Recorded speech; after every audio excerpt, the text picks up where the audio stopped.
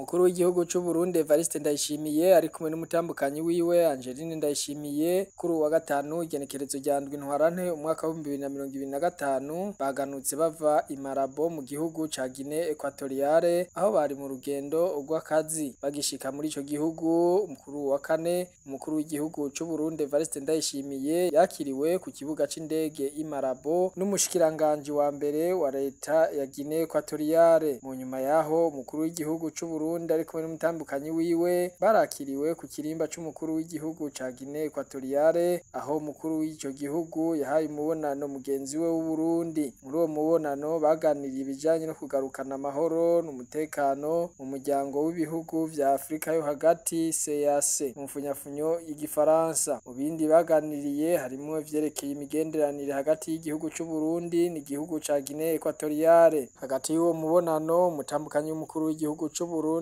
Angeline Ndayishimiye yarahawe umubonano na mugenzi we umutambukanyi w'umukuru w'igihugu ca Guinée Equatoriale aho baganiriye nabo nyene ivyo gukomeza ubucuti bafitaniye no gushigikiranira hagati y'amashirahamwe y'urukundo arongowe n'abo batambukanyi b'abakuru b'ivyo bihugu.